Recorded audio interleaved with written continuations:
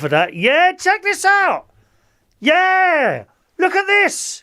Isn't this wonderful? I love it. Look at this. Now, you're probably thinking, I am now a terrorist or about to change religions. No, that is not the case. For those of you that are suitably aware of the world around us, my darlings, this is, of course, a Tom Baker Doctor Who scarf. Check this out, bitches. Look. Isn't this fantastic? And this was a birthday present from my dear niece all the way from Cyprus. Well, she's in Cyprus. I don't think the scarf's... Where is the scarf from? One moment, please. I'll refer to the instructions. One moment. Is this... Where's this? Oh, okay. How can anyone read that? Why do they even bother printing that? Who can read that? God's sake, man. One moment, please. Let's have a look. This is official. Look, it's got the BBC thing on there, of which, of course, I am a staff member, boys. I'm BBC. Chris Reardon, BBC. Yes. I mean, it was a year ago now, but nevertheless, I'm still on their books, I believe. I'm still on their books. Where's it from? Made, it doesn't say. Nimble Solutions. BBC 95. I don't know what it's... No, I don't know where this is. Oh, hang on. There's another label on here. Another label. One moment, please. No, it just says licensed by BBC. lovearz.co.uk. Lovarzi. You want one, don't you?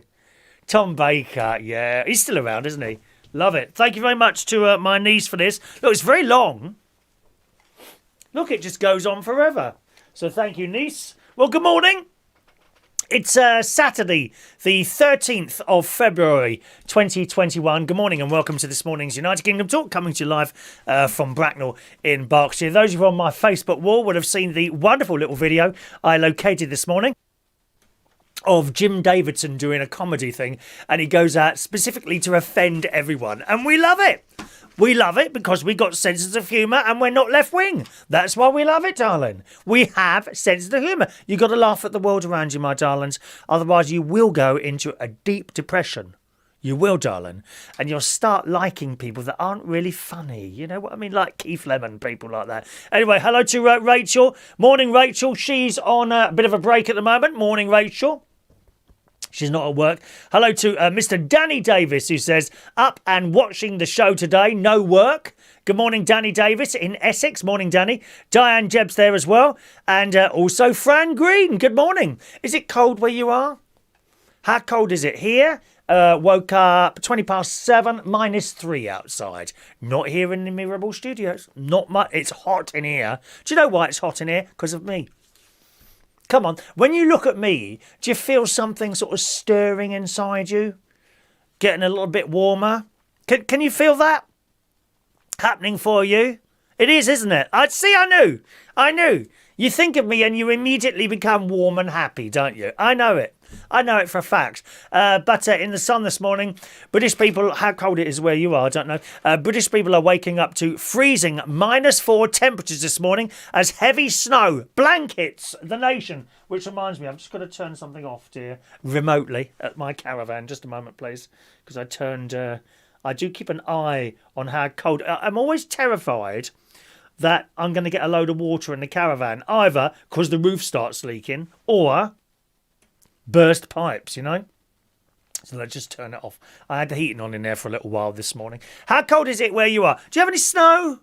There's a little bit sort of sprinkling on the ground, but not new stuff that's come down. The sun says, yes, -4 temperatures this morning. It comes before the mercury shoots back up. It's summer tomorrow. Summer shoots back up to 13 degrees in parts of the UK next week as the cold snap finally comes to an end. Well, thank God for that. I'll tell you what, when I was on my walk yesterday, I thought it's a long time since we've seen ice on the ground, and ice on the ground for a number of days. We've had, over the last few years, you know, the odd little flurry of snow. Nothing to write home about, really. Certainly not down here in the south. But we haven't had our ice on the ground for some years, and it's there at the moment. Solid, not only solid ice on the ground, you find these like chunks of ice. Now, where do they come from? Chunks of ice, generally just sort of littering the pathway. I wonder where they come from. Do you think they drop off someone's house and things like that, maybe? And there's a weather map there. It says Met Office weather maps show temperatures plunging to as low as -3 in the southeast, which is where I am. It was -3 this morning, I told you. And the Midlands this morning. The mercury is set to be around 0 for most of the country for the majority of the day, rising to a massive 5 degrees centigrade in Cornwall, where DJ Sparky is, Paul in Copeland. There you go. Practically summer where Paul is. 5 Met Office yellow weather warnings. Weather warning alert. Well, have I got that on here? Oh, I haven't got it on. I haven't put... Weather warning alert, gang. Alert.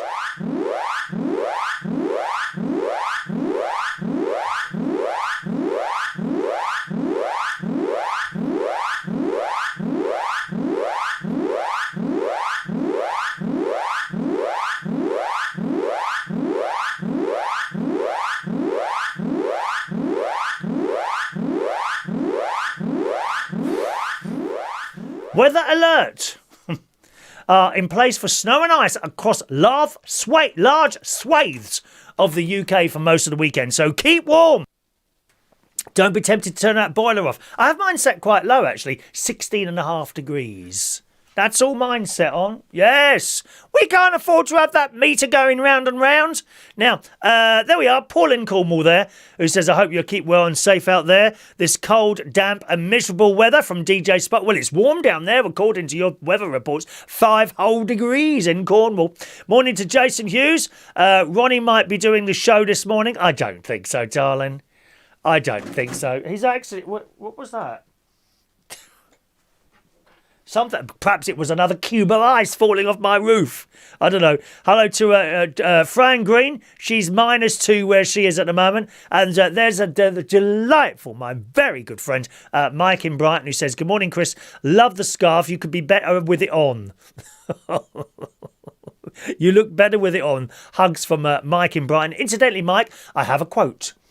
I have a quote for my computer. My laptop, unfortunately, has died, boys and girls. Needs a new motherboard. And they've quoted me 125 plus VAT and £60 for the labour. Does that sound about right? I think that's fair. 125 plus VAT and 6, so it's about £222 at the moment, which is not money I really want to spell at the moment, but one of those things. You know, just one of those things, unfortunately. Yeah. There we go. So I'm going to have that fixed just in case I need it again for work. Danny Davis says it's -3 in Braintree in Essex. Morning, Danny. Gary Ross says, hello, Chris. How are you keeping, mate? I'm blocked from the chat box. Well, you must have done something wrong then, Gary. That's all I can say. Just a little thing, gang. What goes on in the chat box? I'm sorry. I'm just not interested, okay? If you have any sort of problems in the chat box, I'm really not interested. I don't want to get involved ever in the chat box or anything like that. Whatever goes on, there are mods in there. They look after it. If you don't like what I do, I'm really not interested, I'm afraid, okay? The chat box, I came away from it for a reason, okay? Because it became too much to cope with, all the rowing and going on and that. So if you have any issues with the chat box, I would say to you, come out of it. Just come out of it. There's many, many more people who are not in the chat box than are. Okay, so if you're thinking, oh, I'm going to be missing out. No, you won't. You won't be missing out, my darlings, because we're still together here on this channel, aren't we? Now, you may have seen the... so good morning to you, Gary. Any sign of the Echo Dot? Any sign of the Echo Dot at all? I'm assuming not, actually. I'm assuming not. You may have seen the advert for this morning's show, which features a picture of baked beans on Weetabix. Oof, not sure about that. In fact, no. I can't see baked beans on Weetabix. What do you have for breakfast? What do you actually have for breakfast? Anyway, in the Metro, this was in yesterday, Piers Morgan, host of Good Morning Britain, and he does that life story thing as well, doesn't he? Piers Morgan took the plunge and tried the recipe that has divided the nation: Weetabix and baked beans. I can't see it somehow. Social media was sent into a frenzy, according to the Metro, when Weetabix tweeted out their new recipe and received a divisive response, to say the least. Oh, not more divisiveness. Oh, Christ, it's bad enough now, isn't it? Oh, it's just... I can never remember a time when so many people were divided over so much. And it's polarised. It's polarised, whereas certain groups of people won't accept the opinions of someone else. They won't even listen. Won't even listen anymore. And actually, someone blocked me recently because I made a comment. What was it now? About something to do with Joe Biden or whatever. And they liked Trump. And it wasn't a comment that I love Joe Biden. I can't remember the comment now. And this person's been on the Facebook quite a long time for me. And just suddenly disappeared. And I thought, how pathetic is that? It's just pathetic. And started putting notes on my Facebook wall about how wonderful this is. And you know my Facebook wall. Is it political in any way, shape or form? No, it's not. And I won't have any of that on there because of the rows it causes. Just people rowing. Can't bear it. Funny, isn't it? It's so divisive. We don't need any more divisiveness in it. And the whole, it's everything. Masks or not masks. Go out or not go out. And all this business. And the judging that goes on Facebook is unbelievable. I wish social media had never been invented. I think we'd be a lot happier. Admittedly, I wouldn't be sitting here perhaps doing this show. I wouldn't be able to do it on my YouTube and all that. It wouldn't exist. But I think we were happier. I really think we were happy with without social media. I do. Twitter's the worst. You think Facebook is bad? Go on Twitter. Oh, it was sad, pathetic people. Shouting and screaming and moaning all the time. It's awful. I really think we were happier before social media. One of those things. Well, you can't go backwards now. Now it's here. That's it. Anyway, back onto this story about the baked beans on Weetabix. Social media was sent into a frenzy yesterday. Weetabix tweeted out their new recipe. It immediately went viral, with many grossed out at the thought of whacking beans on top of the dry biscuits. Not even any butter, dear. Not even any butter. And every brand from Lidl to Domino's Pizza and even the NHS and local police got involved to mock Weetabix. There we are. The police force, who I've got an awful lot of time for. How do they do that job? How do they do the job, the police force? Have you seen the TikTok videos of people that seem to go up to police people, men and women, whatever. How would you say police people? The police force. Yes, that's how you'd say it, isn't it? They seem to go up to members of the police force with a camera in hand, specifically to try and trip them up or antagonise them. Have you seen these dickheads? They go out with a camera and, excuse me, can I ask you why you're filming? Well, it's my right to film. I can film. It's like they just want a row. All they want is a row. It's like these people on Twitter. All they want is a row. I was on Twitter for a little while. My name's probably still on there, but I think you'll look if you see. I don't bother posting on there anymore. What for? I think there's a very, very small amount of the people as a percentage on the Twitter. Do you?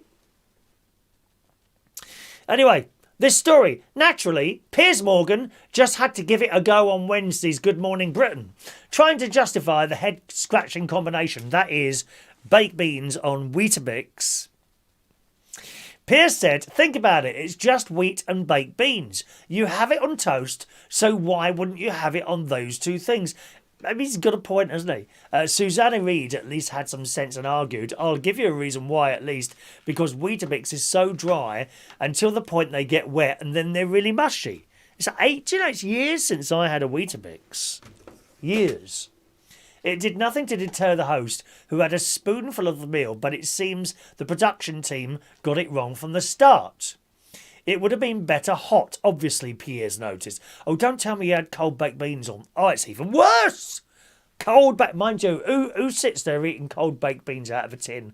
I know some people that do that. I think I did it years ago when I was a child, maybe. Cold, but you just open the tin, spoon, and hold the tin like that and eat the beans. Did you ever do that? How awful. Piers noted it would be better, obviously hot. Offering his review, he said, interesting. It's difficult, but interestingly, I've given up bread. I have seen how successful it is with you giving everything up. Well, we've all got to give something up on Tuesday because it's Ash Wednesday on Wednesday, gang. Lent is around the corner. Here is your ideal opportunity to give up those things that are making you so fat. Like sitting down, doing nothing. For Lent, I will give up my chair. Yes. I think this might be the new beans on toast. A bold statement, Piers, that we find very hard to believe, he said. He then turned to Dr. Hilary Jones. Is that a bloke? I think that's a bloke, isn't it? It sounds like a woman, but it's not. I think it's a bloke. Hilary Jones. For advice on whether Weetabix's new version is healthier for him. Instead, Dr. Hillary replied, I want to warn Susanna that it's really high in fibre. If you double up with the beans and the Weetabix, you really are in trouble, Piers said, to which Susanna reminded him, I haven't eaten this morning, you're the one who's on the Weetabix and beans. So I think by the fibre thing, anyway, we're not that story there. On the whole fibre thing, you see, it can do terrible trouble with wind, can't it? Terrible trouble with wind. Having too much fibre. Huh? Would you like something like that? What did you have for breakfast? Ring in and let me know. 020 8144 3477. If you want to call in this morning, lines are open. Operators, I still haven't put, have I put that on? Here we are. Operators are standing. Banks of operators are standing by in the room next to me, waiting to take your call. Now, you might go through to one of the operators, or you might come straight through to me. It depends how our automatic telephone phone-in systems are working this morning. All right? So you're good for all these ladies. I know them all personally. See the lady bottom left? That's Mary. And sitting next to her with a orange shirt on, that's Jackie. That's Sharon with the white T-shirt on. And who's that? Why is there a seat missing? Fourth one along. She's gone for a wee. She must have gone for a wee. That's okay. They're allowed to go for a wee. But they have to hang their headphones up. Can you see her headphones are hang up on the side of the wall there? Yeah, that indicates to me that she's gone for a wee and hasn't actually gone home. Thank God for that. Should have had to be sacked. Anyway, you can call in. What did you have for breakfast? 020 8144 3477. Danny Davis is on the line. Morning, Danny. Good morning. Good morning. How are you today? That's really interesting. Sorry? I'm very good, thank you. How is everybody else? I'm so pleased to hear that, love. What did you have for breakfast this morning then? I had toast and a cup of tea. And what did you have on your toast? I had jam. Oh, jam on toast. Oh. Jam, butter, then jam. Do you have jam sandwiches? Do you ever have jam sandwiches? No, I don't have jam sandwiches. I'm a bit too old for that, dear. No, you're never too old. Well, I mean, you are, darling. Most people are never too old, dear. Never. You're far too old for that young boyfriend of yours. What's the age difference there? About 50 years? 15 months. 15 months. That's 15 it. months? Christ, you look like his father. Well, you know. So what I was going to ring in was, yes, I start my new job on Wednesday. Oh, and what's that got to do with what you had for breakfast? Is the breakfast changing for when you start your new job? Sorry, I'm not following here. Perhaps correct if you'll correct me. Well, the thing is, I have a varied breakfast. Some days I don't have any. Some days I have tea and toast. Sometimes I just have tea. We have bagels quite a few times. It's very important to have breakfast. Unless, of course, you want to lose weight. Oh, I see where you're coming from now. Yes.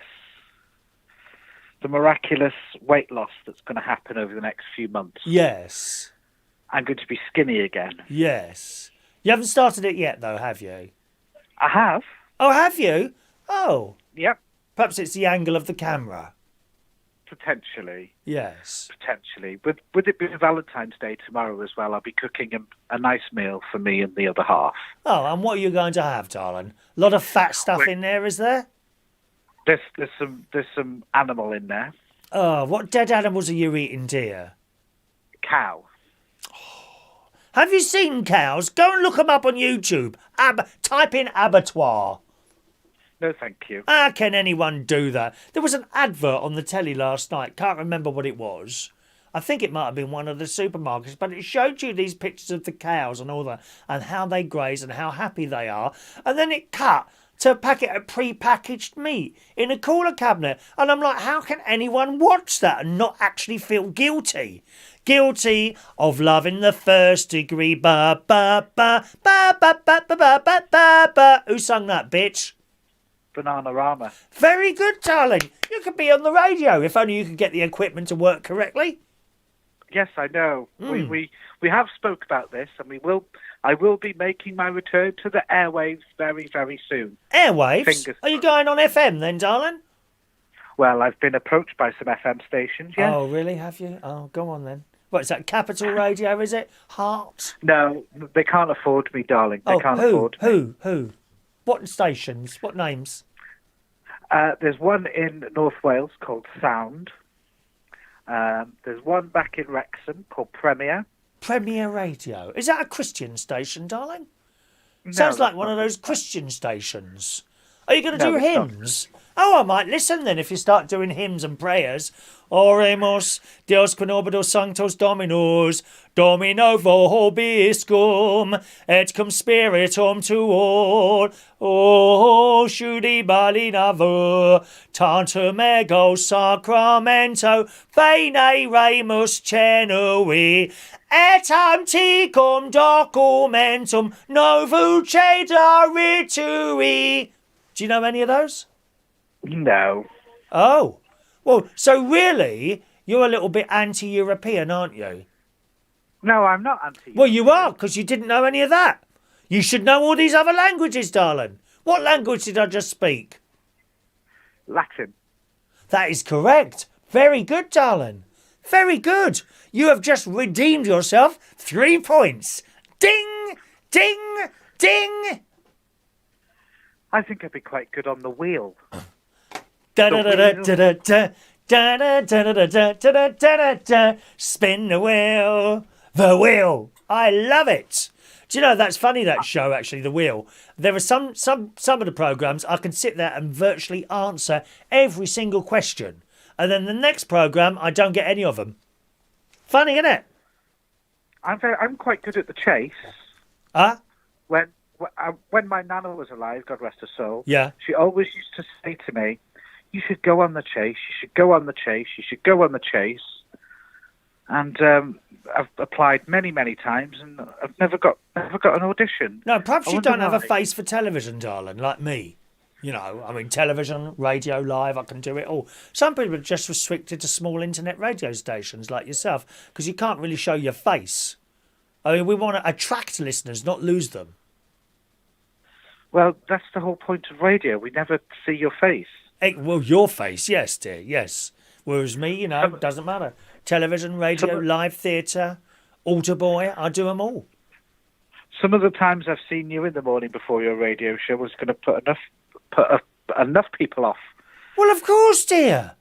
You can't just turn up and do it as you rolled out of bed. One has to look with the best. It takes a while to get perfection ready to show my face on the television, darling. I was up at 5 o'clock this morning preparing for this show. I've rehearsed the damn thing 3 times, although I didn't expect stupid people to call in and be stupid on the phone. I hope you're not referring to me, darling. Would I do such a thing? I'm quite hurt that you would say such a thing to me, lovey. Well, as we said, we're not left wing, so we can take it. Oh, thank God for that, darling. Is this call going on much longer? I'm a bit bored with it now.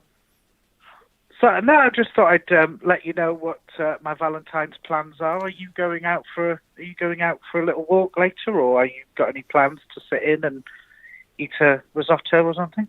I go out every single day for a walk, darling. I was out yesterday for a day. I managed to get another wearing out of those trainers that are falling apart. Very pleased about that. I might even try them again. I'm risking it now because already the front of them is flapping a bit.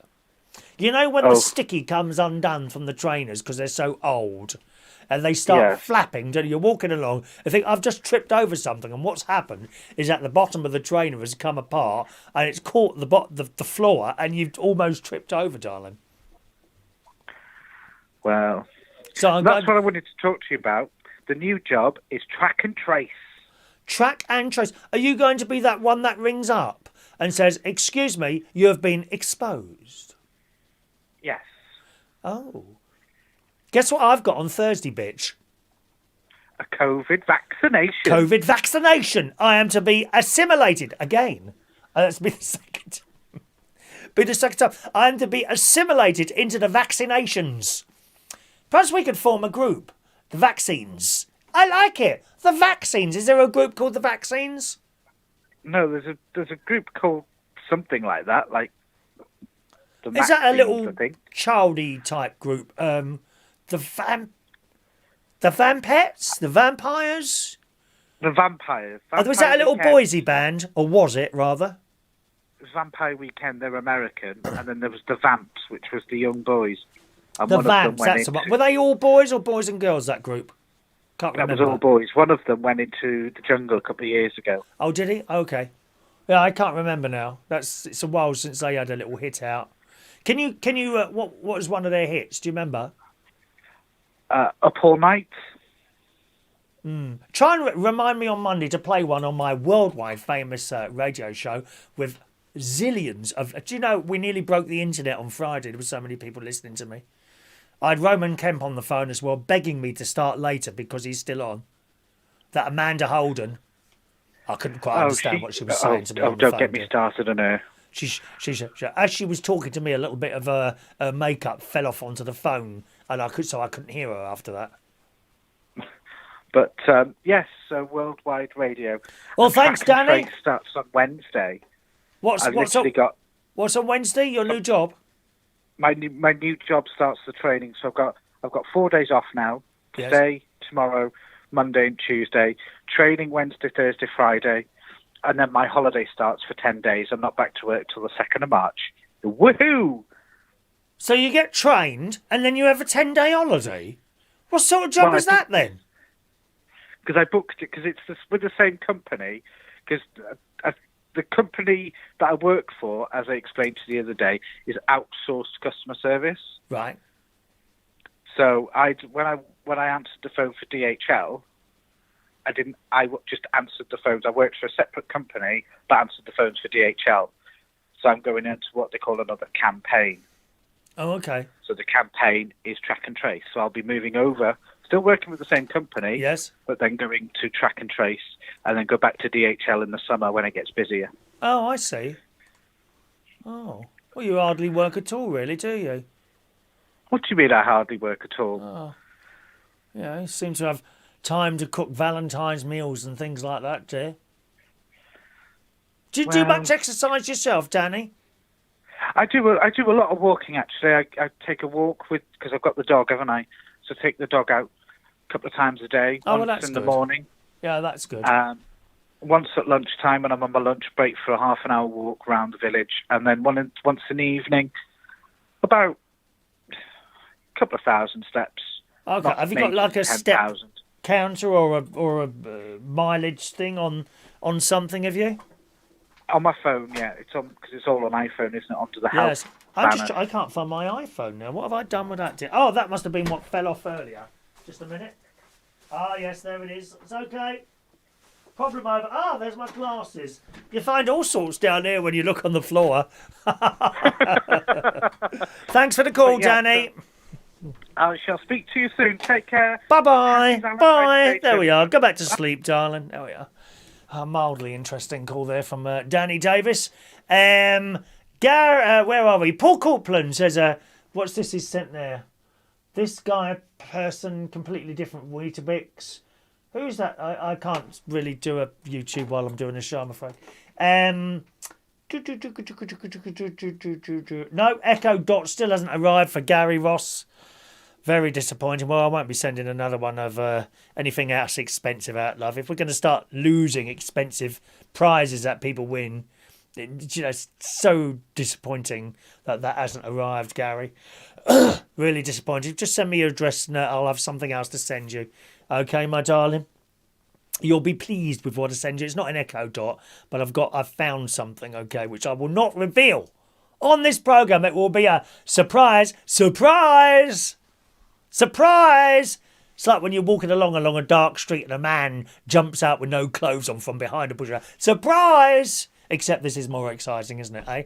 What do you have for breakfast? 0208 144 3477. Maureen texts in. Morning, Maureen. I don't fancy beans on Weetabix. I eat an orange, then porridge with a few grapes, and then Marmite on toast with a cup of tea. Yeah, the thing is that with a Marmite, you don't want a thin layer, don't you, Maureen?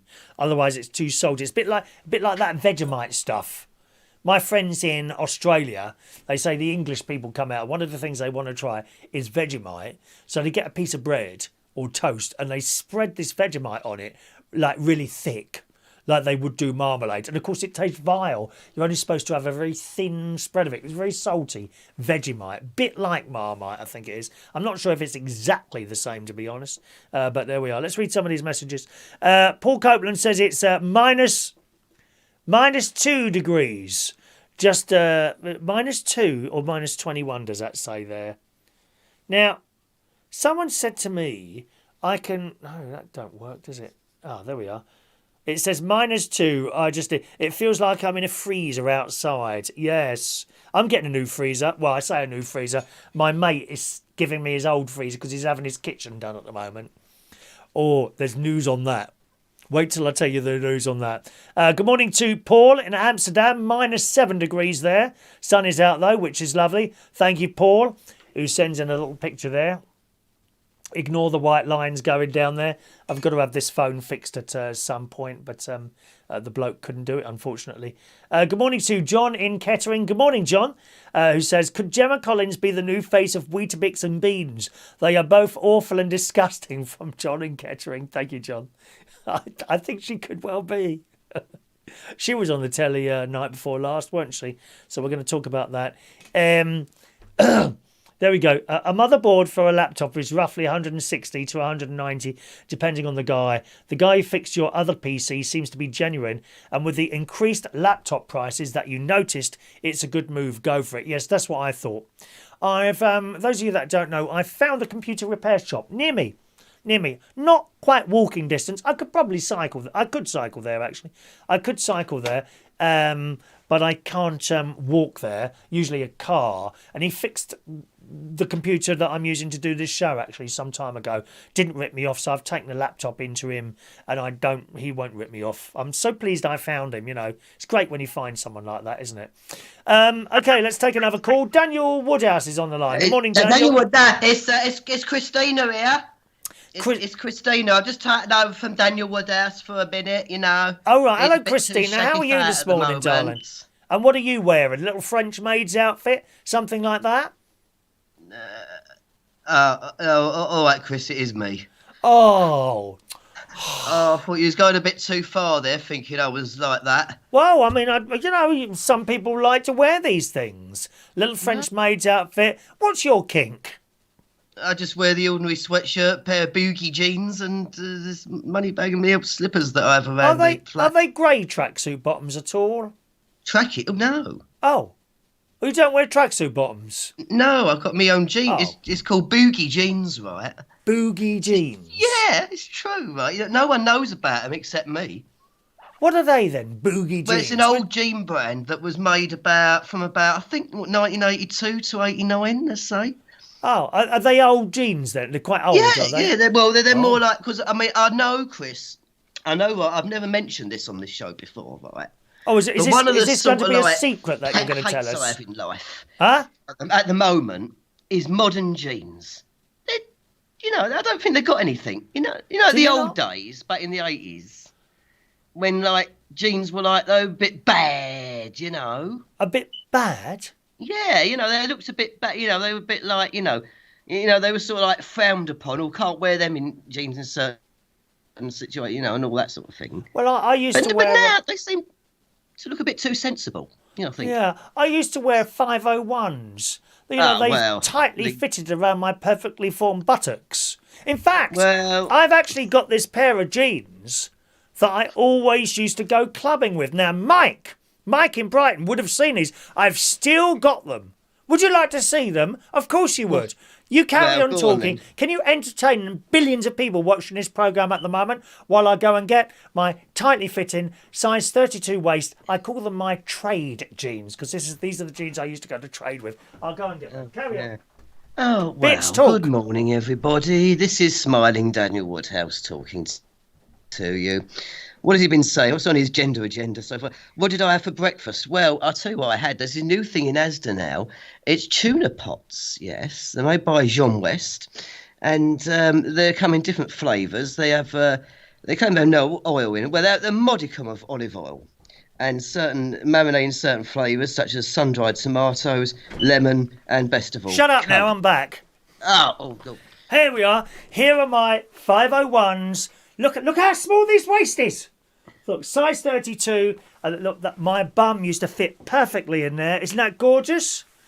I tell you what, I bet if I was to do a super chat raffle, I would earn thousands for these. Thousands for these. Don't you think so? Hello? Well... Oh. In a way, maybe, yeah. Look how small they are. Yeah, I mean, I'll be right, honest, I can barely get my arm in them now. Well, a few people had their arm in these, to be honest. No, but Well, yes. There we Maybe are, so. my Levi's 501s clubbing jeans. Did you go to many clubs at all, Danny Woodhouse? Only when I was invited by the girls. Oh, right, yeah. So I'm not, I wouldn't just really just like a pub read. I wouldn't want to just like walk into one on my own and then start having to chat up a load of strangers who I just didn't really know. Oh, it didn't really bother me. I used to Well, go I out on my suppose own. if it's all right for you, Chris, I mean, if you've got that sort of like rapport or... Oh, no, I never used to talk to anyone. I just used to go there and dance. I used to go in there and dance and just hang around near the toilets. That's all I used to do. What?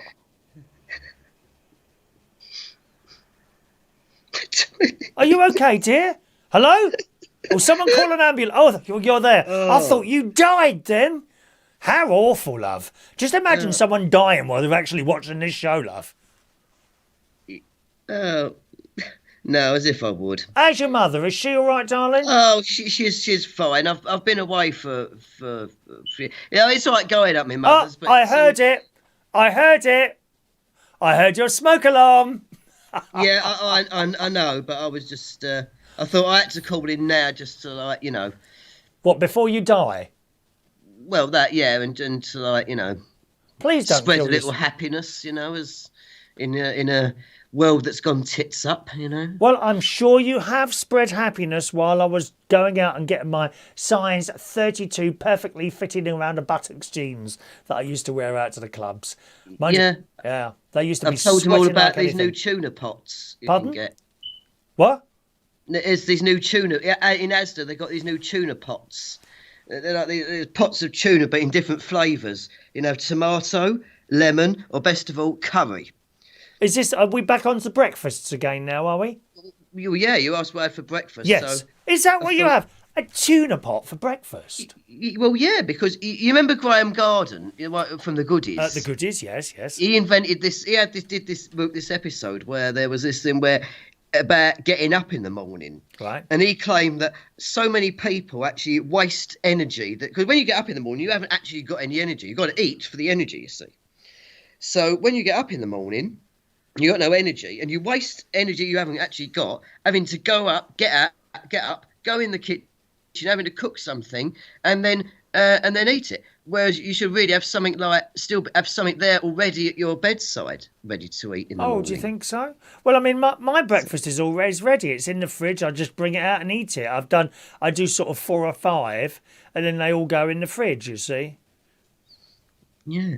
Maybe this is like where I am today, I suppose, probably because my breakfast was there. So, I've gain that energy. Well, I seem to have boundless amounts of energy even when I try and go to sleep. I can't sleep because I feel like I'm plugged in at all times. You know, you're probably a little bit like an old mobile phone. You know, and you've been plugged in all night, and then you unplug it. But within sort of half an hour, you start running out of energy. Whereas I'm like permanently plugged in. Do you know what I mean? Yeah. Maybe I wish I just had all of your whatever you call it. Maybe energy, I suppose. Well, that's why you're sitting in your house like that. You know, unknown. Just a normal person, and why I'm sitting here in this purpose-built television studio and an international star adored by billions of people all over the world. That's why. Yeah. Well, hopefully one day I'll get up to... Well, I know what I already have. I wouldn't put money on it. I mean, people talk about talent, but all right, my talent ain't singing or dancing. No. But at least I'm pleased to report that on that site called Etsy, my bingo ticket sales are on the up. Etsy. I've been, that's where you can forget eBay. They're no good now. Etsy is the place to do it. Etsy. I've never heard of Etsy. Yeah, what is that? It's like an eBay, is it? Yeah, it's like eBay, only they're a bit more like, you know, bit more customer friendly. You know, everything on there is a bit more frivolous. And are they more sort of geared towards the person who's a little bit too thick to understand eBay? Well, the trouble with eBay, Chris, is that they started off being a bit like Etsy, you know, being a sort of like junkyard to get rid of any old crap. But now they've just started becoming too serious. They're like making that everyone's selling is like a business, and when things go wrong, they try to like take over you. You know, they try to overrule you and become your manager. When, you know, in my case, I'm the bloody manager of what I do. And so that's why I just ended up having to get out very quickly. I didn't like their way they were doing things. How many bingo tickets have you sold this week then? Well, I'm getting about, you know, now about like 2 orders a day. It's starting slow, but it's showing the potential. That's what it is. That's what it is, potential. Yeah. Well, when I started this show 15 odd years ago now, I saw potential. And even now, I'm still, it's taken 15 years, but I think I don't know what the numbers are, I think we've probably got about 25 million, 25 people watching at the moment, but that 25 people has built up over the last 15 years, and that, my friend, is even more than one a year. An extra one person a year tunes in to watch this stream, and that's where I see the potential. You know, in another 15 years' time, there might be as many as 50 people watching this show live. You never know. And you're up to 26 now. And that's 26 people that you're actually getting away from what Alex Belfield likes to call mainstream media. Yes. Yeah. And the success. By the way, I'll just say one other thing about them boogie jeans, because these new ones that I got yesterday, they're unusual. They've actually got writing, sort of like, I don't know, graffiti. You've got new jeans? Yeah. What's wrong with the old ones? That I got yesterday. Obviously, well, they're not new, but you know that they're old new or new old. What's wrong with the old ones? Well, no, they're all old. You got they were last made in 1989, so they're all going to be old anyway. You're getting too much benefits. You are. Pretty. There's a bloke on here. He's on my phone. Yeah, Daniel Woodhouse. You're sending him too much money, girl. I told you before, enough money for bread and water. That's it. What's wrong with you, love? I thought you was hard. What was that? I thought you was badass. Even she's giving in now, dear. Only bread and water. Hang on, how am I supposed to be clothed? Why do you need clothes? You don't go out the house. I can't walk about unclothed. You know, people will start talking. Yeah, you're right there. I don't think you should go out of the... I feel ill. Out of the house with clothes on. I feel really sick now. Oh, my God, what can I be sick into, darling? Oh, it's okay, I've swallowed it. Hopefully not my face. No. Danny, a pleasure as always. Thank you for the call, sir. Okay, Chris, thank you very much. Bye. See you next time around. Yes, I hope so. Daniel Woodhouse there, boys and girls, in Romford in Essex. Good morning to you, Danny. Good morning to George Bond texting in there. There's our lovely Shania on the Isle of Wight. Morning, Shania. Diane Jebb had porridge and a banana this morning. I had my usual overnight oats. Overnight oats with blueberries. Sometimes I'll have a chopped up apple. This morning it was blueberries and fat-free yoghurt and a nice large, very large pot of tea. It's Christina's birthday today, isn't it? Good morning, Christina. A big happy birthday to our Christina this morning. She's been with our show for years and years, haven't you, darling? Happy birthday to you. Happy birthday to you. Happy birthday, Christina. Happy birthday to you, my darling. Happy birthday, Christina. May your day be much better than Daniel Woodhouse's is. I hope your day is really nice. Happy birthday, Christina. Good morning to Mark Bowles. There's someone who needs a proper breakfast in the morning, you know. And he would certainly get it here. You'd certainly get a lovely breakfast here, Mark. You're really good. Morning, Mark Bowles. There's, oh yeah, we've done that there. Michael Lawrence. Morning, Michael. Hello to Michael Lawrence. Mike says, you're pulling jeans. Yes, I remember those jeans on your bedroom. Oh, I better not read that, darling. You're giving away our secrets now, Mike. It is 30 years ago, darling. I wish I could remember you. Good morning to Fran Green. Let's see, Fran Green's there. Mandy Davenport. Good morning to Mandy. Who sent cash in? Thank you very much. Gary Ross has sent a £5 super chat this morning. Thank you, Gary. He wants to win the jeans. But I tell you what, Gary, if I put the jeans ever in a raffle and you win them, maybe best not to tell your missus who they've come from. I know what these straight blokes are like. They like to do a little bit of dabbling. They're knocking on my door every 5 minutes. People's husbands. It's disgusting, dear. People's husbands. Oh, let's go around and see the old puff for a bit of fun tonight. I won't open the door. I'm sorry. I will not open the door to these people. I make them wait out there 3 seconds before I open that door. I'm not easy. I'm not easy. Morning to Mick Davenport joining us as well this morning. Morning, Mick. Thanks very much for your tip there, Ross. Much appreciated, darling. If you yes, that's a super chat tip. I don't have super chat prizes at the moment, gang. We're just going to give that a little rest for a little while. So there's no actual super chat prizes. But if you want to send the tip at any time, then that's fine. Use the super chat button, or you can do a PayPal if you want to. All right. Do not ever send me any money if you're a bit short yourself. Don't be ringing me back later on for a refund. I'm sorry, no refunds, darlings, all right? But if you ever want to send a little PayPal super tip and you can't do a super chat, that's as well. All right, now, still on the subject of breakfasts. And I'm quite surprised, none of you mentioned eggs. No one seems to have eggs anymore. One of the things, the British breakfast, eggs and bacon is the main part of it, isn't it? And we add different things to it. Years ago, I used to have eggs, bacon, sausages, a big breakfast, beans. Some people have tomatoes, don't they? Fried tomatoes, which proper fried tomatoes, as in a tomato that's come off a plant, if you see what I mean, and not gone into a tin afterwards. I don't mind, if I was like bought fresh tomatoes, chopped them up and fried them a bit, that would be okay to me. Not those tinned ones. Oh, they just look disgusting. Whole plum tinned tomatoes. They look absolutely vile. They look, you know what they look like. I hate the word. I'm not going to say it. I hate the word. You know what tinned whole tomatoes look like, don't you? Except they've had their arms and legs cut. Oh no, don't even go there, dear. But they look vile. How anyone can eat those in the morning, I do not know. Hey, Mark Bowles says he has eggs on toast. Let's have a look there. Let's just open that back up there. Mark says he has eggs on toast. Eggs on you, maybe. I would happily be your plate, to be honest, Mark. What we could do is involve a third party, perhaps your girlfriend. How is Tina? Is she all right? How's our Tina this morning? Morning, Tina.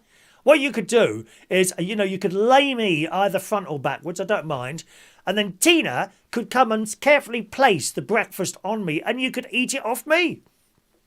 Is that appealing to you, Mark? Of course it is. Don't even need to ask the question. Of course it is. There are people who do that, you know. Men and women. Mainly women, actually. I don't think so many men do it, but they do. I think they call it the human table. Whereas at one of those mucky parties, Shania, you don't even want to know, darling. I've not been to one. I want to point that out. Shania, I've not been. I call them mucky parties. Things go on there.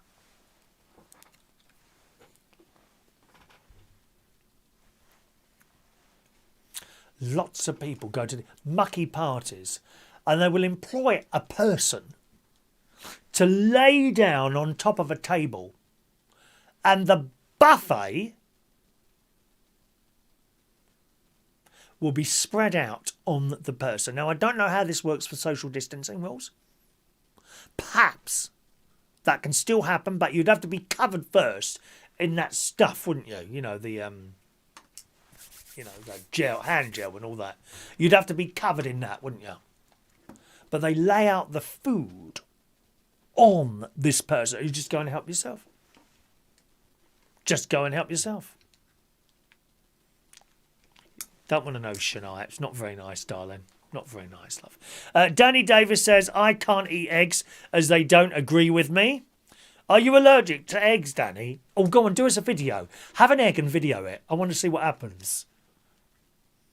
You know, anyway, or peanut. Who's got peanut allergies? Please, have a peanut and video yourself. I want to see what happens. Because I've not seen that yet. I want to see. They say, you know, everything swells up. How far does your face swell up? I mean, would it take up the whole of this screen, which would happen if Gemma Collins was sitting in the studio, for example? Gemma was here once, waiting to do a show with me, right? And I sat her down. I'm trying to set up the camera. Nope, I couldn't move it far enough back to fit her whole fat face in. Couldn't do it. Gemma news coming up shortly. Paul in Amsterdam says, I still wear 32 waist jeans. They fit tighter than they ever did. I can't get mine on anymore. I wouldn't be able to get those on. At least not at the moment, darlings.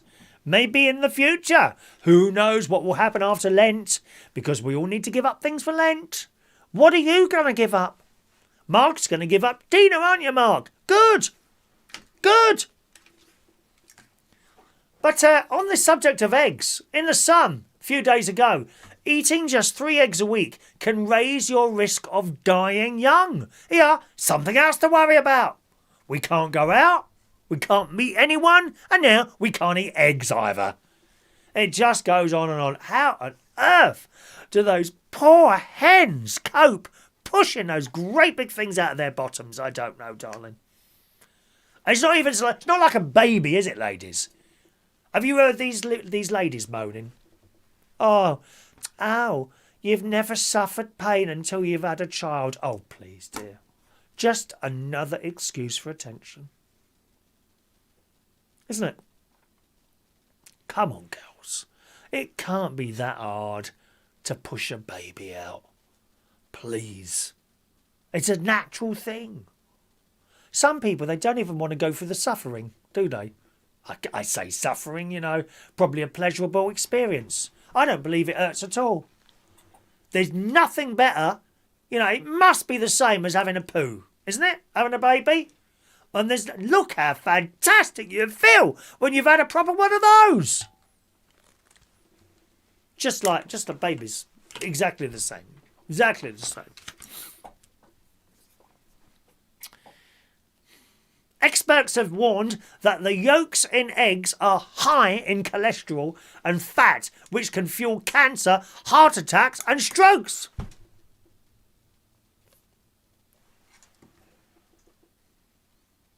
The study published in PLOS Medicine found that 3 eggs a week raises the risk of premature death by a fifth. Anyone have eggs this morning? Bye-bye, bitches. Bye-bye. Huh? You're on your way. That wooden box awaits you. The findings, those of you that have a wooden box, unless you're having one of those nature-type funerals, where you go in a cardboard box, which is all a bit worrying in case it collapses while you're being carried into your church or chapel of rest or whatever. They're not very good. Those cardboard coffins, not very good if you start leaking. Not good. No. Come on. Who's ever picked up a wet bag or cardboard box only to have the contents fall through the bottom? There you are being carried into a church in a cardboard box. Your kids are behind you crying their bleeding eyes out, ain't they? Eh? And then you fall out. They won't be happy. I wonder if they give refunds if that happens. Do they give another box? Does that come straight away? Maybe they carry spare ones in the actual funeral director's van. Are you having a van? What you have? Have you decided yet how you're having your funeral? Nice glass coffin, something like that, darling? Plastic, probably, most of you. I can't see many of you out there being able to afford glass. Well, maybe Gary Ross. He seems to be able to afford to send a £5 every week, darling. Okay, he'd probably have a really expensive coffin, won't you, Gary, I would imagine. Would that be large or a small one for you? Poor Danny Davis in Essex. Where would they find one that size? Don't know, really. Anyway, back onto this subject about eggs. You remember, of course, who was the politician years ago? She said that all the eggs were infected. Killed the egg, decimated the egg industry overnight. Do you remember her? She was doing it with John Major, weren't she, that one? She was doing it with John Major! Oh! I can't decide who I'd not want to do it with more. Either John Major or Danny Davis in Essex.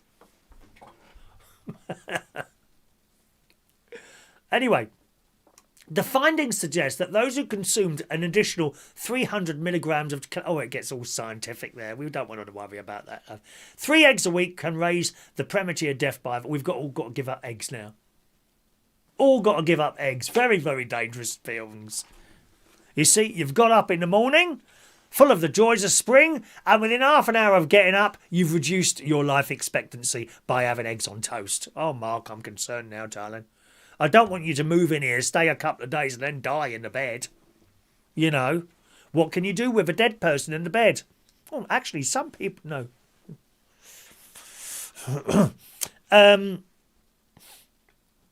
Let's read some of your text. If there's anyone new to the show, a very warm welcome along to you. We're very light-hearted here. It's all about having a fun. If you're upset or, what's the word, offended in any way, shape or form, you're probably on the wrong page. We're not going to change it just for you. Just go.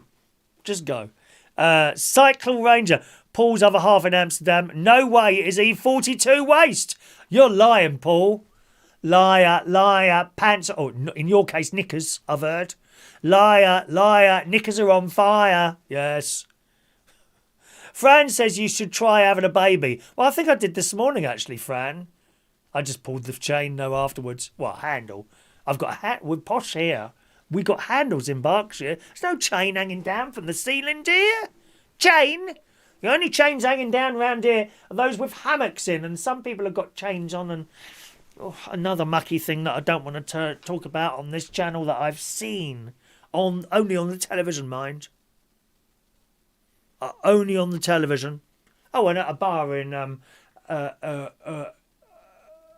Gran Canaria called Construction. They had chains hanging down from the ceiling. Very strange. And a bath as well. I don't know what the bath was for. Very strange. Danny says, I'd have a glass coffin and left in the woods with 7 men. A glass coffin? Glass is very brittle, Danny. That's not going to be able to carry you, dear. You for real? Glass for you? You'd have to have a concrete one, dear. Mandy says at my granddad's funeral, they dropped his coffin. We might have to have a break there, Mandy. I may not be able to contain myself. Oh, Mandy. They dropped the coffin. There must be YouTube videos of people dropping coffins, is there? Eh? I suppose so.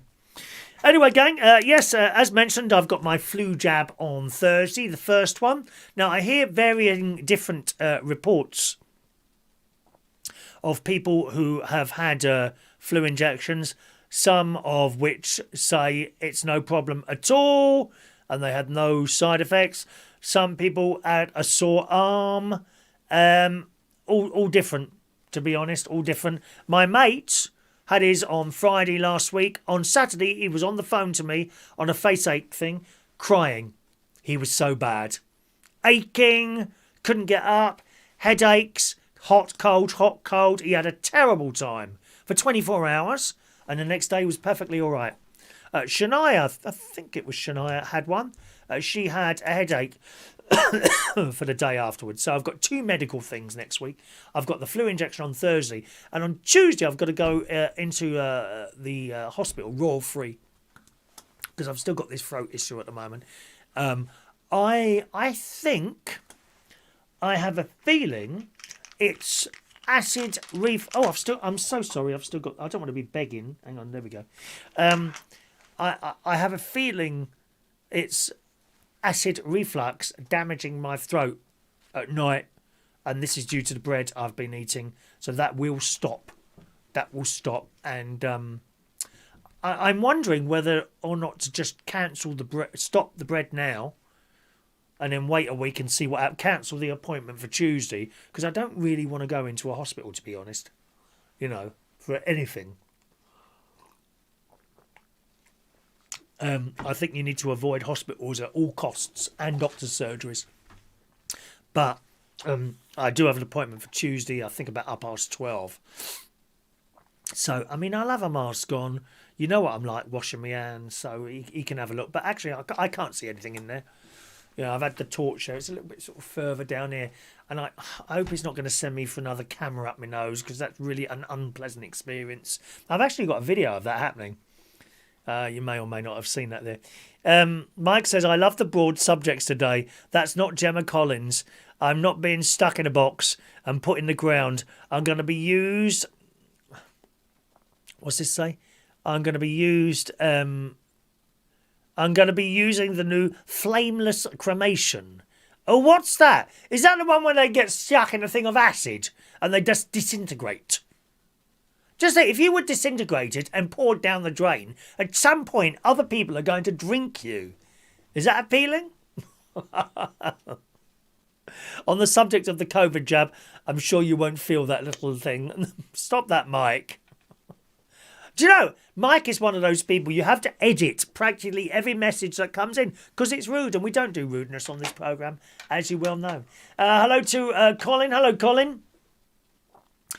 Look at that. Just a quick note to say the red pen arrived in the post yesterday. Gosh. And that was sent on Tuesday. Wednesday, Thursday, Friday. So 3 days that took to arrive. First class. That's why I still think that Leslie's Echo might still arrive. Because people think stuff... I don't know why it takes so long to arrive at the moment. Hello to Michael Pullman. Evening, Good morning, Michael. Welcome along to our little show, Michael. Michael Pullman in Queensland there in Australia. If you want to call in, remember, gang, 0208 144 3477. So that's the breakfast this morning.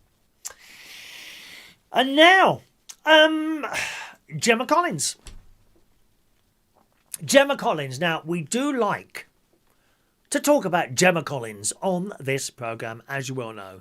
If you don't know who that is, if you're abroad or something like that, Gemma Collins is a reality TV type person. She thinks she's a star, but she isn't a star because she has no talent. In my humble, unknowing opinion, there is no talent there whatsoever. And really, that's my pick with it. Why is there someone who's on the telly so much with no talent?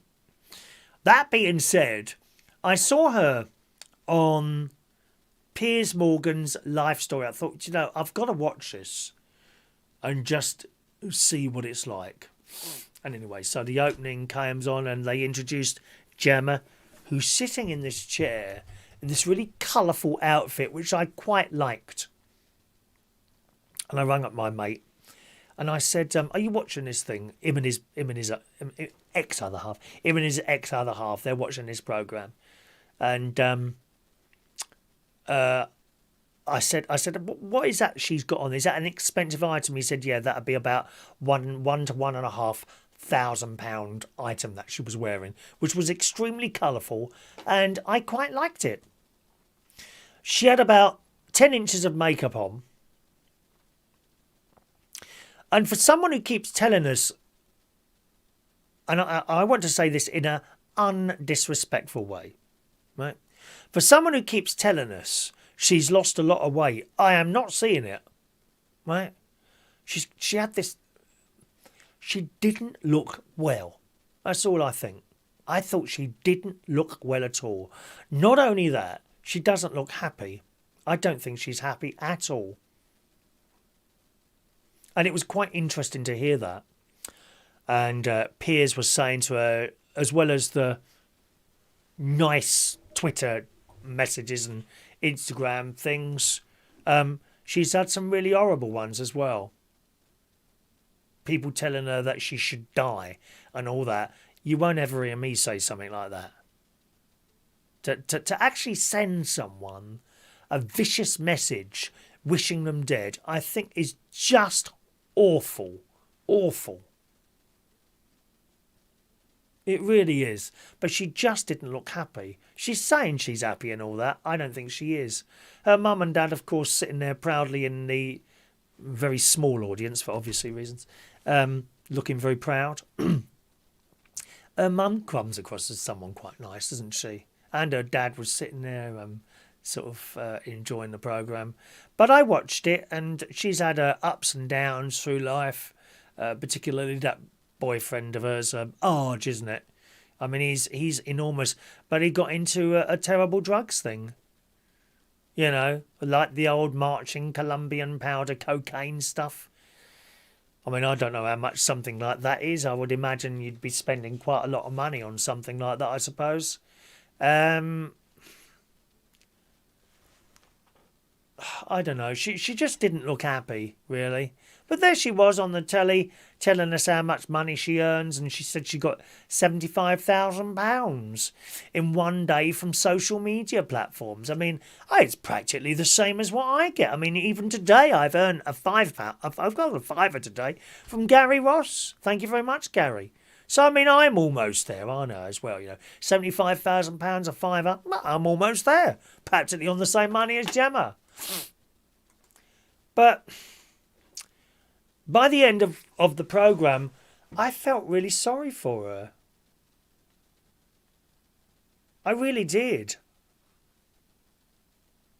And she's not in the same class as a star. She's nowhere near it. But she believes she is. And the TV people that put her on there, they build you up and up and up. At some point, I think she'd be dropped. I do think that. At some point, and then she's in serious trouble, mentally, I think. Did any of you see it? What did you think? I think there were bits in it that were really sad. And someone would say crocodile tears. No, I think she was really getting quite upset at some points of it, you know. Then she sang a song. She had a voice. Yeah, it was all right. Wasn't out of tune. Not like some of my karaoke singers are. She held the tune all right. It was slightly off, but then there was no music behind her, you know. It's probably one of those people that could probably hold a tune, but then if she released a record, I think she had one out, didn't she? If she released a record, there'd be a bit of engineering to do to it as well. I mean, believe me, there's people in the charts, right? There are people in the charts who can't sing a note. They send their vocals off to a remixer somewhere. One of my mates does it. There was one person, I've said this before, I can't tell you who it is. I cannot tell you who it is, but there was one person, he received the vocals from this person. Female, there you go. That's the only clue I'll give you. Female person.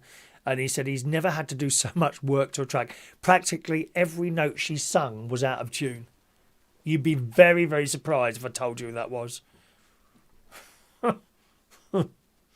Anyway, the Sun's take on it. Gemma Collins revealed that her dad gives her £3,000 a month allowance after she spent £50,000 in just 2 months when in charge of her own finances. Well, on the subject of that, if you're earning it, why not? Why not? Look at Elton John. He spends something like, doesn't he spend like 250 grand or something a year on flowers? And before you say, he should be giving the money to the poor. Why should he have all that? Because he bloody well worked for it, that's why. None of your business what he spends his money on. And besides, 250 grand, probably to the same florist, I would imagine, is probably keeping people in work in that florist. No, you don't think of it like that, do you? Just because you haven't got the £50,000 to spend per week, you're jealous. Isn't it pathetic? This 40-year-old star, she's 40, made the shock confession that she spent all this money on the Piers Morgan Life Stories show, where she astounded the host with her lavish lifestyle. And it was a real eye-opener. It was. Early on in the interview, the self-proclaimed diva admitted that she earned £1 million through The Only Way is Essex alone, and that she bagged £75,000 in one day through Instagram posts, which I just told you about there. But her parents began to worry that the cash would end up being easy come, easy go after picking up on their daughter's expensive taste. So her father took over her spending. And good idea. You know... You got to be pretty unlucky as a child if your father takes hold of your money and starts spending it on himself. I mean, there has been a couple of people over the years, hasn't there? I mean, how could you even do that? Take your child's money and start spending it on yourself? Nah, not right. Even if you've got none, you just wouldn't do it, would you? You wouldn't. So, good on him for... perhaps restricting her to do it, though. She says, I felt disgusted in myself. I went absolutely crazy in Gucci shoes, bags, coats. I was staying in the Dorchester more or less every night of the week. £600 a night. Well, I mean, I wouldn't mind doing something like that, you know. I would like to spend a night or two in Claridge's or the Mandarin Oriental, somewhere like that, or the Dorchester. I'd quite like to spend a night in there, but it's a lot of money. It would be a really special treat, you know, like a birthday or something. Too late for this one. Maybe my 60th. If God decides that I can get to my 60th, then I might save up for a night in Claridge's or something like that. I'd like that. You get a breakfast in the morning. Oh, it'd be wonderful, wouldn't it? Perhaps I could take Mark Bowles. Mark Bowles could spend the night in Claridge's with me. Have you got something other than the grey tracksuits? I don't think they're going to be too impressed if you turn up at breakfast in those, Mark. I mean, it wouldn't bother me. You know, perhaps grey track is a no top on Mark. I don't know. Gemma went on to tell Piers that her dad controls everything, but she asked for extra money if she's going on holiday or on a shopping trip to London, fearing that her card will be declined. Did you see this programme at all? And what did you think of it? Either text in or use the phone in number 0208144 3477.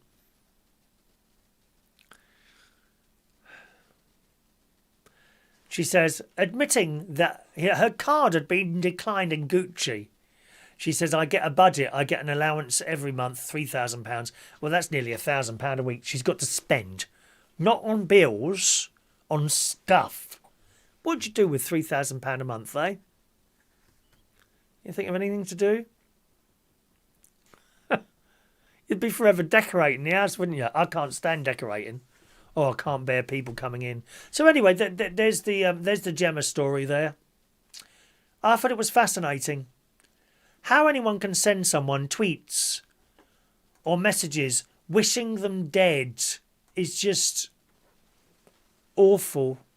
I think whoever you are, whether it's Gemma Collins or, I don't know, Piers Morgan or even that girl. Who's that little terrorist girl? Not terrorist girl, the one who married the bloke and she can't get back over into the country. I don't think she should come back either. But to send these people, anyone, messages of, I wish you were dead, I think is absolutely horrendous. Really. You know. But I think with all that money like that, I might have a couple of rooms decorated. I don't like workmen coming in here. I really don't.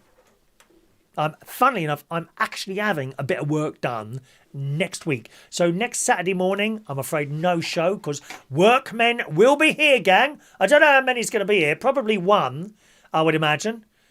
Maybe two, I'm not sure. But for about the last 2 or 3 years, and you'll know this if you're a regular viewer to the show, Shania know this, I have air conditioning in here, right? It's up there. It's not on at the moment, obviously. There you go. Thing up there, yeah. I've got that in here. It's similar. It's just a cold air thing. It only does cold air, right? Up in the... Oh, hang on. I've got caught up on a wire. I want to see the wires under. I'll get caught up under the wires if I put my feet too far under. In the caravan, I've got a similar thing, and it does cold air and hot air. That is the heating system in the caravan. Is 2 of those, right? In my bedroom, I've got a push-around B&Q thing. Or Sainsbury's Home Base, I think it comes from. Or Home Base now. It's Home Base, isn't it? I've got a push-around thing in there, which does chuck out the cold air, right? But it's very, very noisy. Okay, it really is noisy. It's akin to a blooming plane going over your house with the windows closed, mind. Not loud as a plane if you're standing underneath it, but it's loud. And I can't get to sleep here. So it's not too bad, to be honest. It's like a purring noise. It's not too bad. But for the last 3 years, I've been saying I really would like to have one of these, the ones here, you know, there it is again. I'd like to have one of those in my bedroom because they're pretty silent. If I turn that on now, you'll hardly hear it. Unless you listen for it, then you'll hear it. Do you know what I mean? And the only noise that comes out is the quiet air, like rush of air that's coming out. Okay, so I've been wanting to do this for a while now. Well, on the Facebook thing, someone was doing a special offer. Okay, about 3 or 4 weeks ago, I saw this and I thought, it's not really money I want to spend at the moment, because we're all reining in, aren't we? We're all trying to rein in, not spend as much perhaps as we want to. Certainly holidays you can't go on holiday anyway, so that's it. And so this offer come on, and then a couple of weeks ago I thought, do you know what? Why don't you get it done now? Because the price of it is substantially lower than what I had one put in here for. And this one in here is about 5 years old. Okay? When I had that put in, that was quite dear. And it's substantial. It's not like a few quid. It's substantially lower. And the reason it's lower is, of course, we're now in the middle of the winter. It's freezing cold. Not only that, people are just not having stuff done, because they haven't got the money. All right? And that's why the offer's on. They want to try and keep going. So I contacted them end of last week, I think it was, and I said, I've got this. Is the offer still on? Now, remember, it was 4 weeks ago since I saw the offer. Yes, the offer's on. I said, is it a fully inclusive price? Yes, it includes VAT, everything. Everything. And I don't mind telling you, the price of it was £899, okay, to have one of those units put in the bedroom. So I've kind of signed up. I had to provide pictures of the back of the house and the inside of the house as well, where it's going to go and all that and the other. I had to measure the wall with my measuring stick there. And it's all well to go. And I sent the deposit off on Wednesday. Guess when they're doing it? Next Saturday morning. You see? And when you hear that, you know they're not busy. They're not busy. And the reason they're not busy is because it's not summer.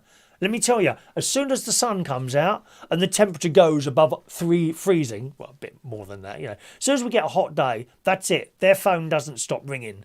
And then you can be waiting weeks for an installation, by which time summer's over. And it does make a difference. And the reason is I sleep in the afternoon. That's why I've got one in the bedroom. I sleep in the afternoon. I've done that now for 30 odd years. I'm never going to be able to get out of it. And I cannot sleep in a hot bedroom. Oh, no. Does my head in. So I've gone into my savings a little bit, and I thought, get it done now. It's much, much cheaper. When I had this one done 5 years ago, that was £1,400. Yeah, you see? So there's a huge saving, huge. And I thought I'd be a fool not to pick up on this. So workmen are coming next week. on Saturday, so that means there won't be a show Saturday morning. Okay, won't be a show Saturday morning next week. Maybe Friday night instead. I haven't decided yet. Might do one Friday night instead. So that'd be like Monday, Wednesday, Friday. It kind of makes sense, doesn't it? So that's my workman. I mentioned that my mate Ronnie, he's having a new kitchen put in at the moment. He's been having trouble with the kitchen fitter. He's gone with a company called Wren Kitchens, W-R-E-N, who I looked up. This is after he's paid the money and he's started having trouble. So I then looked them up. They haven't got a very good name, I'm afraid. There's a few people that have been pleased, but there seems to be a lot of problems with them. And one of the problems is the fitters. So he's got this fitter. The job itself appears to be done quite well. Okay? So when he comes, he's there all day long. And what he does seems to be good quality. But he just turns up when he wants to. They were supposed to start Monday, 8 o'clock. He got a phone call, I can't remember at what time, something like 9:30, from the bloke says, hello, it's so-and-so, I'll see you tomorrow at 8 o'clock. So that immediately upset me, mate, because he was supposed to start on Monday. Tuesday, he rings him at about 9:30 and says, hello, I'm on my way now. I'm just going to collect my tools. And he arrived quite late in the day. Although he did stay there for quite a long time, until something like 7 or 8 o'clock at night. Wednesday, he turns up at about 11 o'clock in the morning. Stays for a few hours. Then when he finished, he went out to the car park where my mate is. My mate had to go out to his car and he was still out in the car park drinking cider before he drove home. So he could have been drunk in the car, I don't know. Then Friday. Was it Thursday? Then Thursday. Thursday or Friday, doesn't turn up. Simply doesn't turn up. So he sacked him. He rang up the kitchen because my mate, you don't want to not do something if you're going to do it, right? If he's not happy with your work, he will be on that phone night and day hounding you. When I've had a problem with someone, I usually hand it over to him. He's able to sort it out and get something for it as well. You know, some sort of upset payment or whatever. Get a cupboard free, whatever, you know. He's very good at doing that. So he's had the most dreadful time with this fitter. He said the bloke's nice enough. He's not a problem. He's nice when he's here. He just turns up when he damn well feels like it. Now, see, this is. I am someone. If you book me to do something, right, I'll be there too early, always. The only time I'll ever be late is that if there's been traffic and there's nothing I can do about it. And believe me, if a journey's going to take half an hour, I will give it an hour.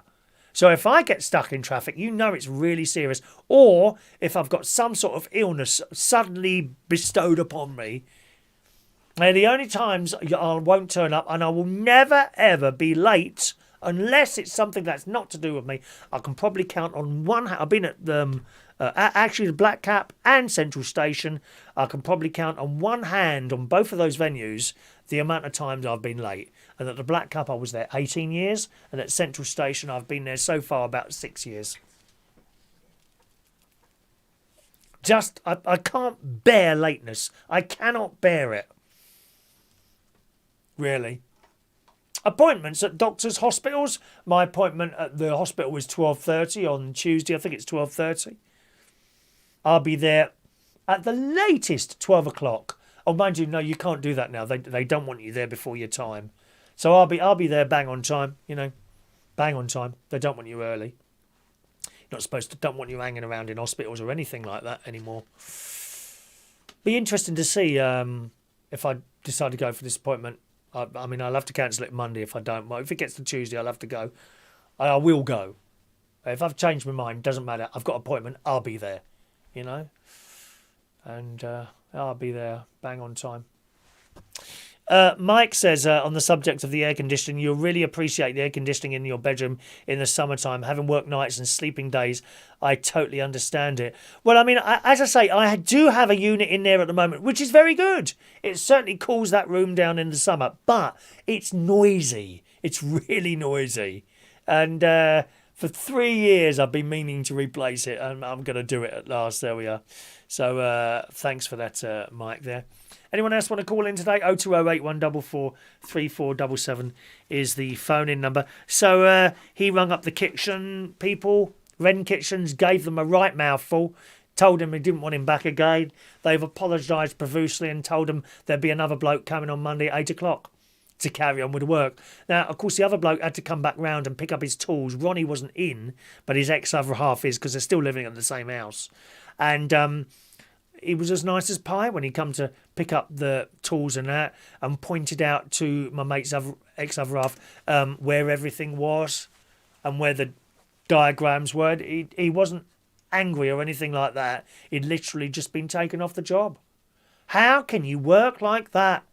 Just turning up when you feel like it. You imagine doing that if you was like working in a supermarket or you had a shop. Although it has to be said, there are people that work like that. When I was on Norfolk Island in Pacific near Australia, right, the shops there open around 10. Around. They might get there at 11. It's just how it works there. But the islanders are used to that. We're not used to that here. 8 o'clock to me means 8 o'clock. I'm a bit upset if you turn up at 10 past 8, to be honest. You know, 8 o'clock is 8 o'clock. That's it. And you know what it's like sitting in waiting for someone. It's awful. Awful. It gets to 5 to 5 in the afternoon. They haven't turned up. And you ring up the whoever it is, British Gas or whoever. They still haven't turned. Well, you're still on their list. I'm sure they'll come. They work till 6. And then 6 o'clock comes. No one's arrived. And you know they're not going to come. Don't you? So there we are. That's the news of my mate's kitchen, which means he hasn't got a kitchen. So he bought round a load of washing yesterday. And I've done 3 loads. The thing is, with the bloody pair of them, they get so many clothes. They must change their bleeding clothes twice a day. Yeah, and when something comes like this, you would cut down, wouldn't you? No, not them two. Anyway, so I did 3 loads of washing for my mate and hung them up on the line and all that and what have you. What can you do? He's got no. He's washing up in the sink in the bathroom. They're eating out of a microwave, basically, in an oven. Awful. And that's why I hate workmen. I hate them. And when you find one who does the job, you stick to them, you know? Like the computer shop I found. Fixed my first computer within 4 hours. Within 4 hours. I dropped it there at 12, picked it up again about 5, I think it was. Within 4 hours, that computer was fixed. New hard drive, plugged it in, got everything working fantastically. So that's why I've taken the laptop to him. And when he sent the price through for the laptop, I thought, yeah, that seems to be fair. That does seem to be fair. £60 for labour, that sounds very fair to me. He's not ripping anyone off. But it's nice. When you find someone like that, you stick to them. Don't lose them. All right, my darlings. So that's Ronnie. Let's have a look there. Oh, by the way, there's a funny Jim Davidson video I've uploaded. I'll copy and paste it. You'll find that on my Facebook wall. He goes, I've mentioned that at the beginning of the show, didn't I? He goes out to offend everyone. Good. Nothing better than I like to see a load of offended faces. All right. What else have we got on the show today? Let's have a little look there. More snow on the way. I told you that. Told you about my trainers. And they're moaning now. They can't have a holiday. I'm not being funny, right? Now, where is this? Where's my story there? 1 minute. There we go. Is it Grant Schnaps, is it? Grant Schnaps. Boris Johnson, this was in the Mail this week, you see. Boris Johnson heaped more confusion on hard-pressed Brits and the travel industry tonight by refusing to say if they can go on holiday or not. Now, the story's much longer than that. I don't need to read any more. I'm sorry. On holiday from what? You're not bleeding working. Why have you got to go away somewhere? Can't you just go for a walk like everyone else? They moan, don't they? Why on earth does anyone need to go on a holiday when you're not even working? Aren't holidays supposed to be for working? And the school kids, you're not at school. Why are you having half terms and Easter? They should be chained down and made to work. Workhouses need to be brought back to this country.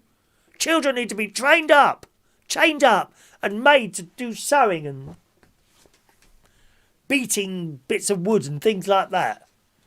Huh? It's beyond me. Oh, we can't go on holiday. It's not fair. We want to go on holiday. You haven't done any blooming work. It's only me. I need holiday doing all this today. I'm working every day for nothing. Well, £5 today. Thank you very much, Gary Moss. Oh dear, don't they moan? I tell you what, I think a lot of people are going to have trouble going back to work. I really believe that. Now, yes, of course, we all need money, this, that and the other, right? And there genuinely are people there that want to go back. I want to go back to work. I'm very concerned about Central Station now. Number one, I don't know if I would have had a job to go back to anyway because I had to hand it to someone else when I wouldn't go back when they wanted to reopen, But I was just, oh no, I don't. It's too early. I'm gonna start coughing and pick up the virus. And I didn't want that, so I turned it down at that time. So that's probably got. But not only that, the pub have now got a GoFundMe page up. They're trying to raise £70,000. I don't know how much they've raised so far. I think they're doing all right, actually. It's been up 2 days now. Let me see if I can find it for you. 1 second, sweetheart. So I'll have a little look there. It's not far. There it is. So they're trying to raise £70,000, of which they've now got £2,687 in 2 days. So I don't know if that's good or not. How quickly that should accumulate, but once you put something like that up, you think, oh, that's not looking good. Do you know what I mean? You don't know if the pub's going to be there. They're trying to raise this money. I happen to know the owner is doing every day he spends on the phone trying to do deals with various people that he owes money to now. And I was talking to the manager the other day, they've got like £3,000 worth of barrels of beer sitting downstairs that in a few days' time they're going to have to take the tops off and pour it down the drain. Because it's gone out of date, but it's not good. But I'm one of those people, I'd dying to go back to work and do karaoke somewhere, or even a little bit of DJing, I suppose, as well, because I've kind of got back into music. The DJing would be extremely difficult for me to get into now because I'm older, you see. You don't see old blokes, unless it's like a mobile disco at a wedding or something like that. You don't really see old blokes DJing in clubs. Unless, of course, it's Ibiza and they've been there for years and years, like Brandon Block and all those people. They still go out and do it, don't they? I don't think I'd be able to get back into DJing anymore, even if I don't know if I could do it anymore, really. Maybe it's like swimming, you never actually lose it, But certainly with the karaoke, I miss doing it. I'd love to do it again somewhere. Maybe won't be on a big stage, in a little corner of a pub or something like that. All right, so that's that story there. What else have we got here? Told you. The easy route to weight loss. Here you go. What about this, gang? The easy route to weight loss. There's an injection. Oh, yes. The Daily Mirror calls it the Holy Grail weight loss. Not only can you have a flu injection now, or a coronavirus injection, you can have one about the weight. Now, this story often comes around. We see the latest weight thing, but the Daily Mirror is carrying it this time. It's £73 a month. Would you pay that? A Holy Grail weight loss jab can help people lose more than 2.5 stone in just over a year. Sorry, 2.4 stones. That's 2 1/3 stone in over a year, according to a new study. It's £73 a month, this. It's called semaglutide. It hijacks the appetite regulating system in the brain and tells your stomach that you are full.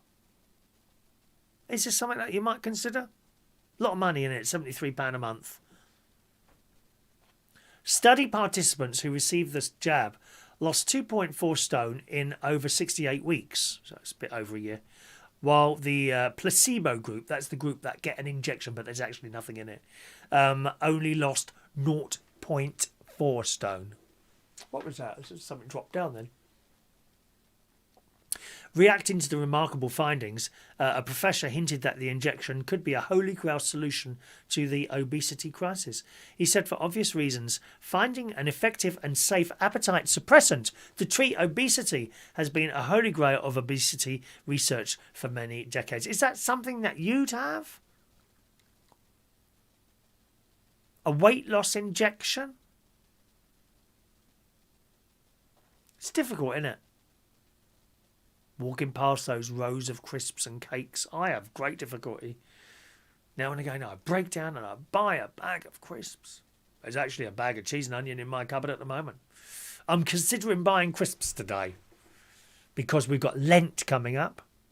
There'll be no crisps in Lent and no bread. I'm going to be thin again like all of you, except Danny Davis. He said, for obvious reasons, finding an effective and safe appetite suppressant to treat obesity has been a holy grail of obesity research for many decades. Many previously promising candidates have failed, either because they weren't very effective or they had dangerous side effects. Well, we don't want dangerous side effects, do we? So there we are. I mean, I don't know if that's something that you may or may not have. When it's like an appetite suppressant, does that mean, what if you're like in the shop with great-grandchildren or people like that and they want sweets and then you see that bar of chocolate, Cadbury's, Dairy Milk chocolate or Galaxy chocolate, there it is sitting there. Are you telling me that you could look at that and actually not want it? Is that how that works?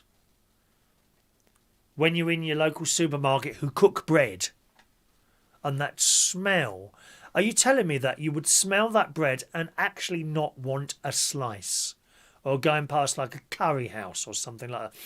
Oh, I could kill for a curry now. Does that go or not? Strange, isn't it? Don't think I'd have an injection for weight loss. Not really. Just got to be strong, really.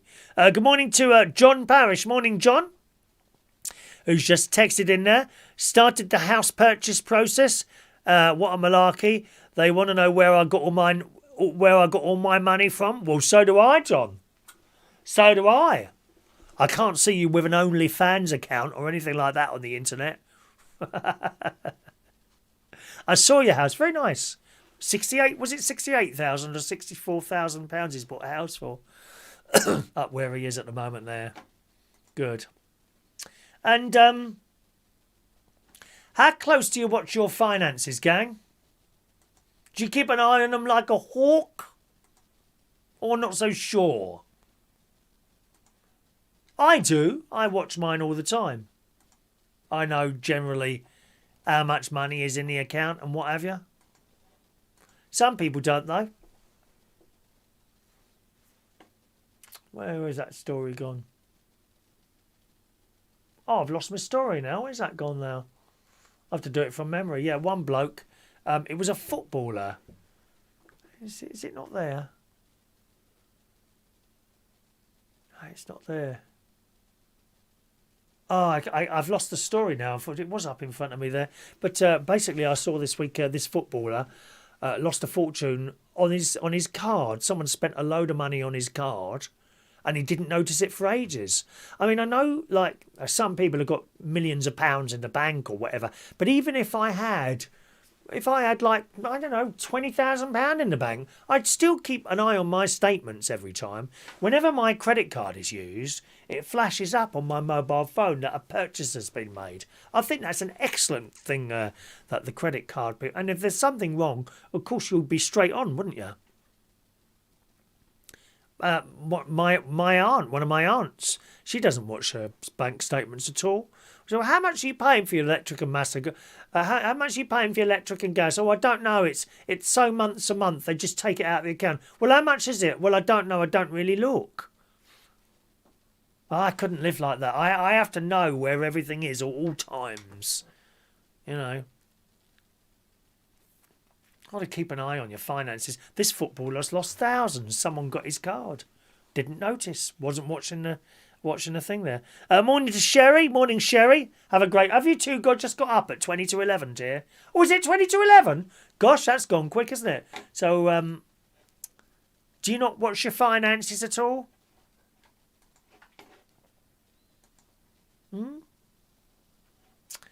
Thanks, Danny. He's sent in a picture of his jeans there. Thank you, Danny.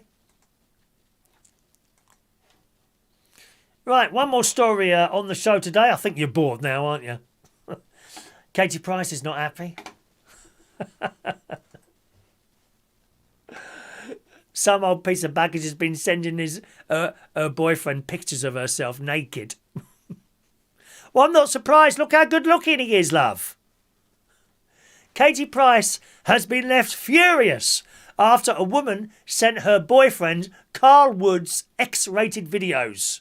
He is very good looking. I cannot believe they are still together. Usually she lasts about 3 weeks with them. The biggest mistake he could make is to marry her. Don't marry her.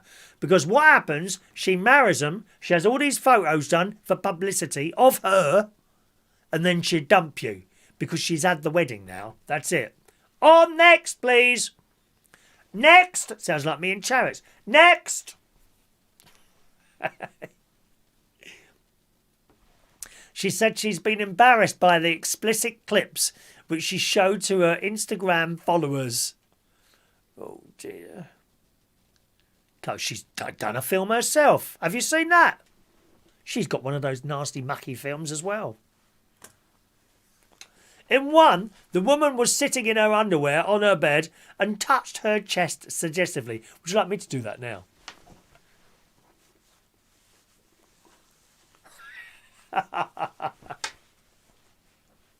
Katie raged. So this girl obviously knows I'm with Carl. So why the hell are you sending these to Carl? He doesn't need to see that when he's got me. I'm sorry to break it to you, Katie. Yes, he does, darling. The woman called Carl sexy and asked him to add her on her Snapchat. I think that's that thing where the photos disappear. It left Katie hitting out at her for abandoning girl code. Katie wrote over what like you've never nicked someone's boyfriend, have you, my love? Huh? Katie wrote over the clip of the woman, I'm embarrassed to show other videos as they are all vile, and all I can say is that she looks like a rooster. I bet she was prettier than you, my love. Oh, there's that Carl. He's so gorgeous. Why are you with her, darling, and where you could be with me? Carl, what's his name? Carl Woods. Now, what was he on? Was he on like one of those Love Island type things or something? Earlier today, Kate says she has to laugh after Carl compared her to Cruella de Vil in another playful Instagram photo. Because what she wears, you see. She was targeted once again by her topless boyfriend, 31, as he shared a side-by-side of her with the Disney villain. I mean, these pictures of these two, they're all well photoshopped. Look, all the wrinkles have been smoothed out. I mean, she's got to have some wrinkles, hasn't she? At her age, dear. And with all that work she's had done to her face and breasts and everything else, dear. Has she had her arse done as well? She probably has, dear. Mind you, I should have mine done at this point. Now, look, I'm sorry. Look how much Photoshop they are. Even the lad, now he's 31, but he'd have 1 or 2 wrinkles, wouldn't he? Come on. Look, it's as smooth as silk, that is. But it doesn't look natural. It just doesn't look natural, does it? Oh, well. So Katie Price, not happy at the moment. But apparently she wants to learn to be an emergency responder, doesn't she? This was in The Sun. Katie Price has landed a new three-part documentary series where viewers will see her learn to be a volunteer emergency responder. Now, if she's doing this to help people, then full marks to her. Or is she doing it to be on the telly again? Is a BBC documentary. The candid one-off followed Katie and her disabled son Harvey. Now, he's taken a lot of crap, hasn't he, on Twitter and things like that. What sort of people send a disabled boy nasty, vile Twitter, Facebook, Instagram messages? And why do these people continue to live? Do you know what I mean? Just vile people. Anyway, it follows Katie and her disabled son Harvey in a crucial year of his life as he turned 18 to become an adult.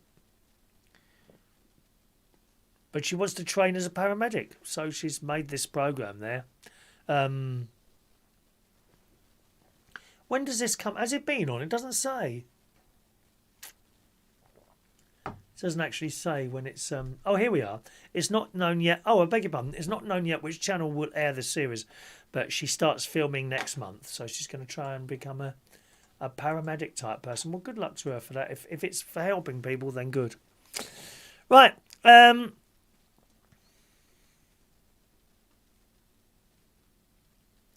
Mike in Brighton, supermarket trips. The bakery section is normally located at the entrance to trick you with the smell to buy more. Oh, the smell. Who's got a bread machine? Oh, they're deadly. Don't. The weight you put on when I've gave mine away to my niece. Sweets are placed by the checkout, so you see them as you're queuing. The trick is never go shopping on an empty stomach. I think you're right, Mike. And he says, thank you for the show today. Thank you, Mike. Fran says the injection is definitely not for me. Diet works. Just got to be strict with yourself for a couple of months. Yeah, you're right. You're right, Fran. And you know what? Often it is just a couple of months, really. To actually get into some sort of regime probably takes 2 to 3 weeks. It's those first few days. They're a nightmare. Trying not to eat the bread and the cakes and all that business. It's so difficult. If you're someone, perhaps you always have a little piece of cake in the afternoon or something like that, do you? And it's difficult not to have these things, isn't it? I think bread for me really is quite difficult. Yeah. I like crusty rolls. My mum always liked crusty rolls. My mum was never fat. Never fat. She never got fat. And she used to eat bread and stuff like that. I'm quite good at not eating in between meals now. I mean, you know, that bar of chocolate or the crisps or the sort of pasty at half time, you know, sort of classed as 11s, I suppose you'd class it now. I'm quite good at, I just have 3 meals a day. If I do have a piece of cake or a piece of chocolate, that would be a pudding. Rather than, you know, sort of, I don't know, lunch at 12, followed by a bar of chocolate or a pudding or something like that. It wouldn't be, again, like at 2 or 3 o'clock in the afternoon. It's something extra. So I don't know if that really makes any difference, but... you know, that's how it is. All right, gang, that's it for the show today. Now, tomorrow, we have bingo tomorrow. Is that right? There we go. Bingo tomorrow. Do you know about bingo? Well, if you do already, they're all good, well and good. If you don't, you can join us for bingo tomorrow if you want. It's at 8 o'clock. It's completely free to play. There's some little prizes, only fun little prizes, not like masses of money or anything like that we're giving away. That's tomorrow night, 8 o'clock. It's a different channel, okay? Type in thebingochannel.co.uk in your address bar and that will take you to the correct YouTube channel there. And you'll be able to play along with us, but you will need to register first. If you want to play the bingo, send me an email to there. Chris at unitedkingdomtalk.co.uk. Ask to be added to the bingo system, and I'll happily add you there. All right. Thanks so much to Gary for the £5 tip today. Thank you, Gary. And thank you also those of you that have taken the time and trouble to like the show. That's the little thumbs up button underneath it. Those of you that have done that, and anyone else who might want to do that, do please click that, and it helps with the YouTube algorithms and all that business. Okay. Have a nice day. Another chat show for you Monday evening at 8 o'clock. Okay, the next chat show will be Monday night at 8 o'clock. Thanks for watching and listening, and enjoy your Saturday, and it will get a little bit warmer tomorrow, you lucky things. All right, cheerio.